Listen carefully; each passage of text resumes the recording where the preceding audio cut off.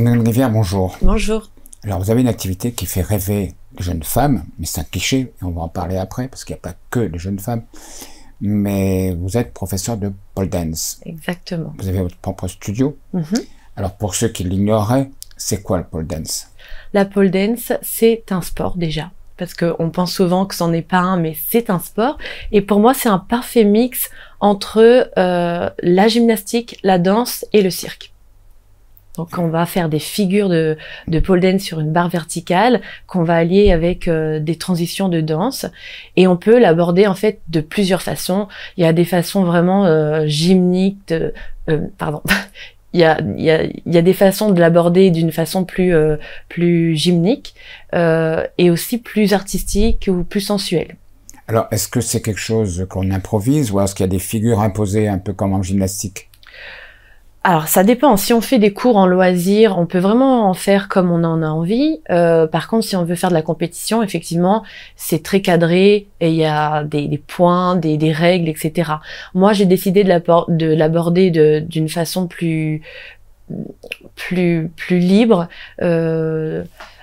une façon qui puisse vraiment impacter en fait sur la confiance en soi, le regard qu'on porte sur sa féminité, sa sensualité. Donc je suis beaucoup plus libre, je vais pas être très stricte s'il y a une figure qui passe pas. L'important c'est vraiment de se dépasser à chaque cours. Et les gens qui viennent faire du pole dance, ils cherchent quoi? Alors, en général, les personnes cherchent à faire un sport qui leur plaise vraiment, parce que c'est vrai que c'est un sport qui change un petit peu de ce qu'on a l'habitude de voir, qui a l'air quand même plus rigolo. On défie la gravité, on joue comme ça à voler dans les airs, et puis je pense qu'ils recherchent à se dépasser physiquement et aussi mentalement, parce que parfois on peut avoir peur de faire une figure, on peut avoir peur aussi du regard des autres de faire cette activité, et je trouve que c'est un très bon moyen de se dépasser. Et une fois qu'on sort d'une séance, c'est quoi le sentiment qu'on a? C'est une sorte de plénitude? C'est une satisfaction? La plupart des pratiquants se sentent vraiment reboostés dans leur confiance. C'est parce que, en fait, on a déjà tous fait des sports où on abandonne au bout de 6 mois parce qu'on se dit, bon, voilà, je vais jamais évoluer. C'est un sport où là, pour une fois, on se voit évoluer rapidement. Ça ne veut pas dire que c'est totalement facile. Il y a un certain nombre de difficultés qu'on doit éprouver au fil du temps. Il y aura des figures plus difficiles que d'autres aussi. Bien sûr, voilà, ça c'est évolutif. Mais c'est vrai que globalement, le fait de se voir évoluer dans ce sport, ça donne beaucoup de confiance. Et on se voit faire des choses qu'on ne pensait pas pouvoir faire.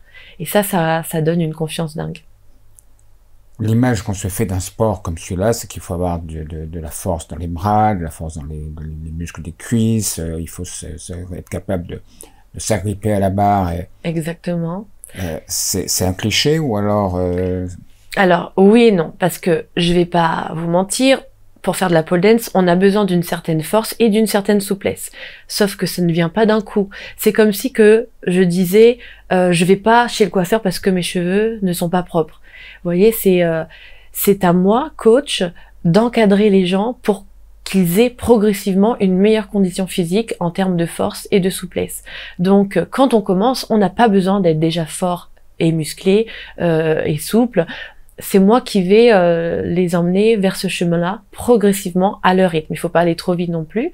Et en effet, avec tout ce travail qu'on fera ensemble au fil des semaines, eh ben, elles vont devenir plus fortes, elles ou ils d'ailleurs, parce qu'il y a des hommes aussi. Oui, j'allais y venir, oui, après, oui. Ils vont devenir plus forts, ces élèves, et effectivement, plus on avance en niveau et plus on a besoin de force dans les bras. Mais au début, c'est pas nécessaire. On commence vraiment à prendre son pied à partir de combien de mois ou d'années d'expérience? Quand même assez rapidement, parce que j'ai envie de dire, même je fais des cours d'initiation, moi, des cours qui sont vraiment dédiés aux premières fois, parce que les premières fois, les gens sont extrêmement stressés, avec tous les clichés, en fait, qu'on voit généralement. Ils viennent avec cet état d'esprit, je vais être jugé, je vais être nul, etc.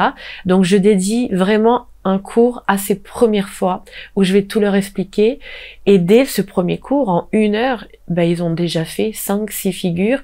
C'est un ordre de difficulté en fait. On va pas leur faire des choses trop dures, mais à chaque cours, ils réussissent quand même quelque chose. C'est un sport essentiellement féminin. Oui, essentiellement féminin, mais il y a quand même de plus en plus d'hommes. J'avoue qu'à La Réunion, il y en a un petit peu moins, mais en métropole, c'est très très courant. Des professeurs de pole dance hommes, des élèves hommes, euh, il y en a. C'est plutôt prisé par les femmes, mais il y en a et on leur ouvre la porte. Là aussi, on va parler encore de clichés. Mm. Quand on voit des vidéos de pole dance, on voit des jeunes femmes élancées, minces. J'imagine que ce n'est pas réservé qu'à des mannequins. Le pole dance. Complètement. En fait, ce qui est génial dans ce sport, c'est que on n'a plus de statut, on n'a plus d'âge. On ne sait plus qui est médecin, qui est femme au foyer, qui a 60 ans, qui a 50 ans, vraiment, enfin, ou 20 ans. On, on est vraiment logé à la même enseigne, à faire les mêmes figures, à être confronté aux mêmes difficultés. Et ça vaut aussi pour le physique. Alors moi, c'est quelque chose quand même qui revient souvent parce que je fais des vidéos avec mes élèves souvent. Et parfois, on vient me dire, ah oui, mais tu vois, tes élèves, elles sont toutes canons. Mais en fait, elles sont canons, entre guillemets, parce que ça fait des années qu'elles pratiquent et que par la force des choses, il y a eu une transformation physique. Parfois, il n'y a pas une transformation incroyable. Ça peut se passer aussi dans la tête, dans le fait de s'assumer, de se sentir mieux, et du coup on va dégager quelque chose de plus confiant. Mais il n'y a pas de prérequis, il n'y a pas de casting, il n'y a pas de critères spécifiques pour faire de la pole dance. Après, par la force des choses, on va faire un sport qui modifie le corps et qui l'améliore entre guillemets selon les critères qu'on a actuellement. Est-ce qu'il y a beaucoup de gens qui font la pole dance à La Réunion? Oui, il y en a beaucoup. Après, on a quand même du turnover parce que, comme vous l'avez dit, j'ai beaucoup de femmes. Les femmes, parfois, elles ont des enfants et donc reprendre après ça, c'est pas toujours évident. Certaines y arrivent très bien, d'autres ont plus de mal. Il y a des moments de vie aussi où la pole dance leur a apporté un bel élan de confiance et ça les a amenés vers d'autres chemins. Mais globalement, il y a beaucoup de gens qui font de la pole dance. Donc moi, j'ai emmené la pole dance il y a 12 ans à La Réunion. Il n'y en avait pas du tout à l'époque. Et aujourd'hui, il y a une énorme communauté de poleurs. Alors vous êtes installé, je crois, à Saint-Gilles et dans le sud, à Saint-Pierre? Oui, là, j'ai une école à Saint-Gilles et à Saint-Pierre. Ouais. Bon. Écoutez, et alors après le stade de débutant où on se forme, est-ce qu'on peut faire des compétitions? Est-ce qu'il y en a qui vont faire des compétitions en métropole, par exemple? Oui, il y a des compétitions de pole dance. Il y a des gens qui s'entraînent toute l'année pour y participer. Moi, à titre personnel, je suis pas très intéressée par la compétition. Moi, j'ai fait de la pole dance parce que cette activité m'a apporté des choses qui me manquaient en termes de confiance, et j'ai voulu créer une école dans laquelle j'aurais aimé aller. Et du coup, pour moi, le plus important, c'est l'expression en fait de soi. Moi, j'ai voulu être comédienne il y a longtemps, et en fait, j'ai fait mon petit parcours, et je me suis rendu compte qu'en fait, les messages que je devais interpréter me plaisaient pas, et que j'avais envie de délivrer mes propres messages. Et donc, à travers la pole, j'ai réussi à le faire parce que je fais des chorégraphies, deux chorégraphies par mois. Et ces chorégraphies, il y a on y met des thèmes, il y a toujours des messages à travers ces chorégraphies et il y a une belle expression du corps. Et moi, je me concentre beaucoup sur l'expression du corps, le loisir, plutôt que, encore une fois, être dans la comparaison, dans la compétition. Je juge pas du tout les compétitions, mais j'avais envie que pour une fois, dans un endroit sportif, on se dise pas qui est plus forte que qui. Moi, ça va être plutôt qui arrive à dégager beaucoup d'émotions, à sortir un peu de sa personnalité dans sa façon de danser. Mais oui, il y a des compétitions. Mais c'est vrai que Pour pratiquer la pole dance, il faut à tout prix être en studio où on peut avoir sa barre chez soi et puis s'entraîner chez soi? Alors, on peut s'entraîner chez soi. Il est conseillé de s'entraîner chez soi quand on a fait déjà pas mal de pole dance pour éviter les chutes, avoir des bons réflexes. avoir une pôle chez soi, c'est pas toujours évident parce que ça comporte des petites contraintes de logistique, comme avoir un vrai plafond, avoir de l'espace, etc. Mais effectivement, il y a beaucoup de femmes qui ont déjà qui sont équipées à la maison. Ça coûte pas très cher en plus. Maintenant, ça augmente un petit peu. Une barre, on va dire que ça approche les 500 € maintenant. Là, je parle aussi avec les frais d'importation pour la Réunion. C'est la moitié d'un téléphone. C'est vrai. Hein. C'est vrai qu'en fait, c'est la moitié d'un téléphone. C'est vrai. Je vais sortir cet argument lors des ventes. Mais c'est quand même bien aussi de venir en cours parce qu'il y a une belle cohésion d'équipe. Ça, c'est important. On est vraiment porté par les autres. On est aidé par les autres parce que parfois, on va faire une figure qui nous paraît difficile ou dangereuse. Et le fait d'être avec une copine qui va nous parer, nous sécuriser, ça nous rassure vachement.